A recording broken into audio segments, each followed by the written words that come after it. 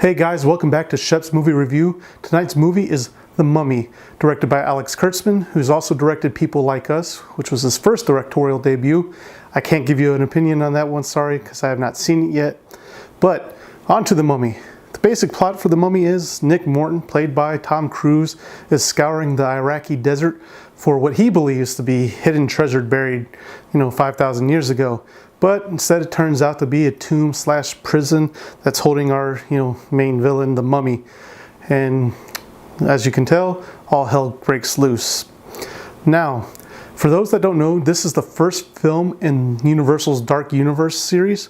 And what that is, if you don't know what that, what the Dark Universe is it's Universal's take on the Marvel and DC cinematic universe.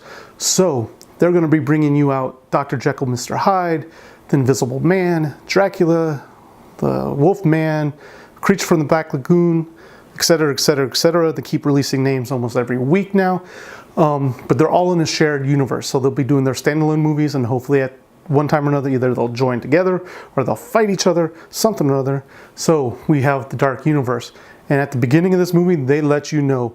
They're putting it on their logos. They're spinning it everywhere. They're hitting you in the face with the Dark Universe. They want you to know that the monster universe is real and coming at you. I'm a little disappointed though, because a few years ago they released a movie called Dracula Untold, which to me was a good take, good blend of action and the monster genre together. It wasn't a box office success, so I think Universal just kind of pulled it away, which is kind of sad. Now back to The Mummy again. This is, in a nutshell, this is a Tom Cruise action action movie with a mummy thrown in it. And what I mean by that, it is pretty much centered on Tom Cruise, and the mummy is what's chasing him. The only thing is, if you're building a monster universe, I want to be more focused on the mummy, or at least have the mummy in it more. Tom Cruise, it's just, he provides that action stunt star that he's become in this past few years, and you can tell he delivers what he's given to us in the past from the Mission Impossible movies and etc. And there's nothing wrong with that. In my opinion, I'd rather see more of the mummy. I'll get more on that later though. His co-star is Annabelle Wallis. She plays Jenny, who is an archaeologist that is charged with protecting all the artifacts that they find in Iraq from the insurgents there. Now at the very beginning, she seemed like the kick-ass archaeologist co-star that we wanted to be side by side with Tom Cruise as they find their path and try to defeat the mummy. That's not what we get with the rest of the movie. Once they kind of get back into England, she turns into the damsel in distress stereotype, where Tom Cruise character comes to rescue her all the time.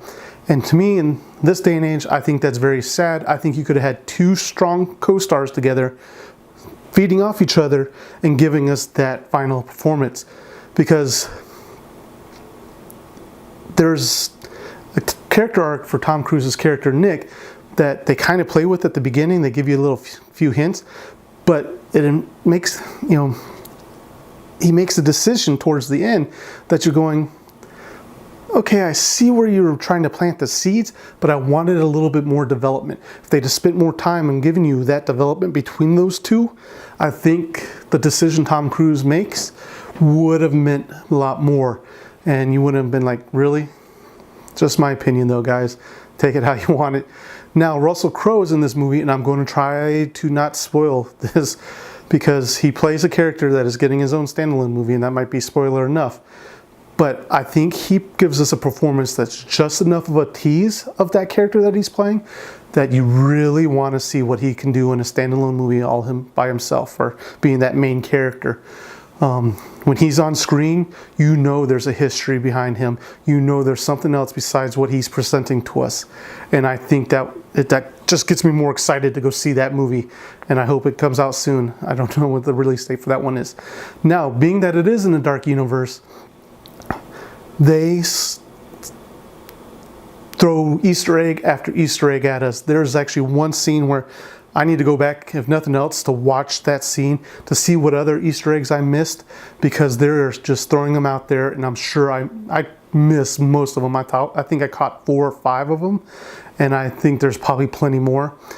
Now on to The Mummy. This is probably the downfall of this movie. You know, The Mummy is great. There's nothing wrong with the female mummy. I thought Sophia brought it really well.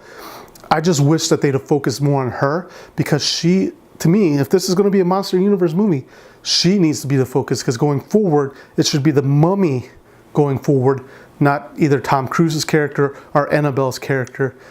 They can go forward, but the mummy, it's a Monster Universe. The mummy should be the one going forward. And I get it, you need to have that human interaction, and they don't go as far as Transformers, where they kind of forget about the Autobots and focus mainly on the human story. They do have background, they do fill in your background for this mummy, and you do see where she's coming from, and you understand the choices that she makes. You might not agree with the choices she made back in the past to become who she is now, but you understand the route she went. Again, that's just my opinion. Take it or leave it. And now, I did see this movie in 3D, and I think this will be the first time that I say I was disappointed that they didn't use 3D better. I mean, there were certain scenes in this movie that if they would have used the 3D better, I think I would have jumped out of my seat. But they didn't, and so that's a fail for me, and I think the only reason they have 3D on there right now is to put extra money in their pockets. I did stay to check to see if there was an end credit scene. There was not one. Alex Kurtzman says the reason he didn't put the end credit scene in was that was a Marvel thing. I think it's a wasted opportunity. You're pitching us this Dark Universe series. You could have had a wolf howl. You could have had crown jewels being picked up by an invisible hand. You could have done something that was so cheap that wouldn't have cost you anything. Wouldn't have to brought in the primary actors that are playing those people. You could have given us a little tease for the next movie coming out. Now, as you probably can tell, I'm not going to say this is a Netflix it, but I'm also not going to say this is a must-see. To me, this is a matinee. This is go see it early in the morning, so that way you can turn off your brain, see the nice action flick, and then go about the rest of your day. It's not worth the full price of admission.